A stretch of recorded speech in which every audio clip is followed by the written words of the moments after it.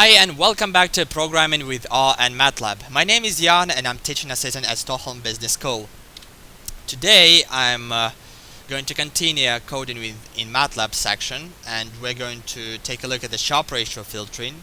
This is our third logical block in our whole algorithm. And today we're going to first calculate Sharpe ratio, then we're going to find the stocks which have Sharpe ratio higher than the market one. From basics, this is just a small recap. This is how we're going to do it. We're going to use our prices to calculate log returns to get the expected return of our stock, and then to get a standard deviation of this return. Then and this is how we're going to calculate the Sharpe ratio. This is how we're going to do it with the algorithm-like structure. Also, afterwards we're going to apply for each stock a Sharpe ratio filter. Okay, so let's see how it can be done in MATLAB. As you can recall, we have already calculated the moving average, and as I told you, we're going to include Sharpe ratio and trainer ratio calculation into our load stock data function.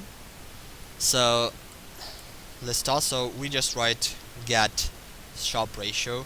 We don't know yet what we're going to input as data points here, as data. So function, we would like to get a Sharpe ratio, and it will get Sharpe ratio. We need prices, we need risk-free rate, and let's make it a time-varying Sharpe ratio so that it's pretty much close to the real life, because you do not know the prices tomorrow, so you cannot include them into calculation of your Sharpe ratio. So we are going to use only data available at a specific point of time, and for this we need to know the total number of time periods. And now we're going to create an empty matrix in the same manner as we did with moving average. Empty vector SR, so SR is equal, like pretty much it's not empty, it has zeros, but let's call it empty. Actually, let's change it. Matrix of zeros, so that not confuse anybody. Zeros. And then number of times, because we want to have it for each period. So this is the number of rows, this is one column. And suppressing it, then we want to calculate the log prices, because we cannot use the prices while calculating. So here, to calculate these two ratios, we need to use log prices. To calculate log prices, you can do it in this manner. Let's call it log returns. Oh, not log prices, log returns. And it would be, this is our natural logarithm.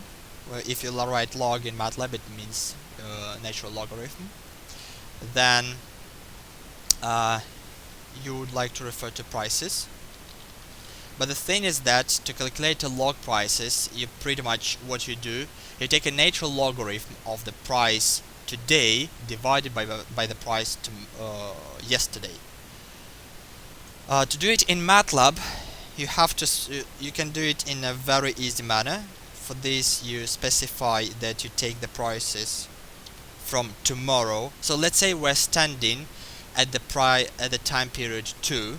Then, to get a log return at the time period of 2, you would like to divide the price at the time period of 2 on the price at time period of 1. And now let's think over, if you are standing at time point 100, then to find the log return at the price of 100, you need to divide it by the price you had the day before.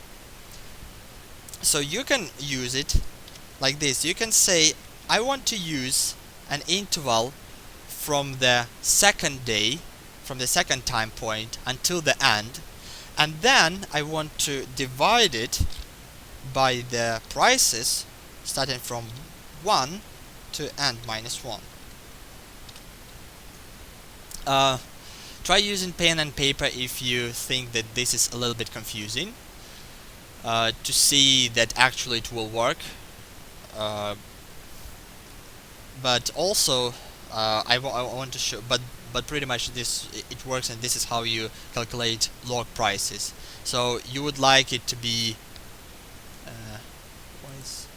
oh, I get one more. Yeah. So you want kind of have a small overlapping here. So pretty much you start from the second day, and then you divide it by the day minus 1, and you are going to do it each time. This is why we're using this 2 and here n minus 1. But if you will run it as this, like that, it will not work, because this is vector and this is also vector. And to say it and make a division, like element by element division, you need also to add dot in here. So this symbol means element by element division. This one means this one will mean element by element multiplication. So now we have calculated log returns. It will calculate and will store it in our log return variable. Afterwards we can calculate time varying Sharpe ratio. So we need for time equal 1 to number of time.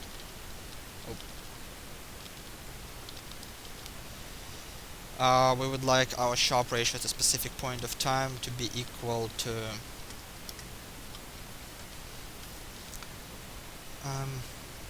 so here let's take a look back at the formula.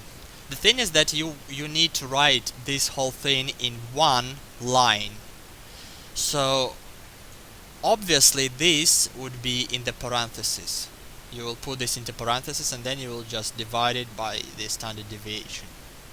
So this is why we're going to open a parenthesis, and then we're going to divide it by standard deviation here. So in parentheses we find the difference between the mean of our log return starting from 1 to the number of time.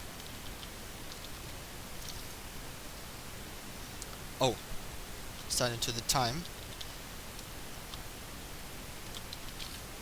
And then we would like to subtract the risk-free rate at this specific point of time. There is one thing I would like to mention here, is that when we calculate in the log prices or log returns, we are losing one observation. So pretty much if you try to calculate log returns and you have on 10 data points, you will end up with 9 log returns, and with the first observation is lost. So pretty much this risk-free rate at the time here will not be actually it would be at the time before, which is used here. So because we're dropping one of the observation, we're moving we're starting from the second observation and going so on and so on. So here we need to add one observation which we have lost. So now it's on the same pace here, but then the number of time periods will be also less. It would be -1. Okay. And then we need to divide this whole thing on the standard deviation, and it's the function for standard deviation is std. Yeah. And here you just write our log returns, log return from 1 to time, and then close it and suppress it. And so now everything will work. And this function, it will calculate the time varying Sharpe ratio. Then it will store it into data ID dot Sharpe ratio. So here we need to give the prices. It's going to be data ID prices, then risk-free rate, and then number of time period.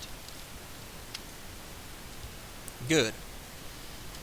So let's get back to our slide. So we have calculated the Sharpe ratio. Now we need to find the stocks which have Sharpe ratio higher than the market one. But before we're going to do this and apply this block, let's think a bit globally and how it will fit the whole thing with the whole our code. So let me just... So this is our code right now, how it looks, where we are applying the moving average rule. And the thing is that we want to have it, we want to stock have a moving average by signal together or and high Sharpe ratio, or Sharpe ratio higher than the market one. So what we can do then, we can then combine Sharpe ratio filtering with moving average rule. How we're going to do this? Well, you see here we are adding the stock to the list, and this is where we check if the stock has this the bind signal. So pretty much here we can also run a check if it has a Sharpe ratio higher than of the market one. To do this, we need to use AND in our if statement. So it will pretty much sound, if there is a buy signal and high Sharpe ratio, then include the stock portfolio, else do not include. To write this into MATLAB, you need to, after you have written the first statement over here, instead of continuing with the code, you are writing and.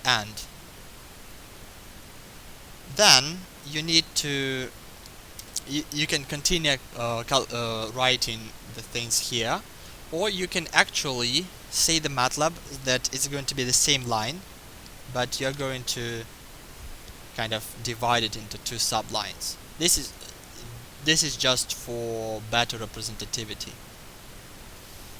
So let's take a look, and then we would like the stock data ID Sharpe ratio at a specific point of time to be more or equal to stock data, and we know that our market, let's take a look. This the number one is representing our market. We think that here it is, Stockholm 30. We think that this is going to be a good representative for our market, and the Sharpe ratio of the market then would be just a Sharpe ratio of OMX 30. It would be 1, because it's field number 1, dot Sharpe ratio at a specific point of time. And then we're closing it up. And that's it. So it was pretty easy, I think, because now we didn't need to write a new loop, and we didn't need to think how we're going to create a new list. We're just including this filtering here by adding just one more line, and now it also does moving average signal filtering and Sharpe ratio filtering. Good. Then now we know that now we have done also the Sharpe ratio filtering. No.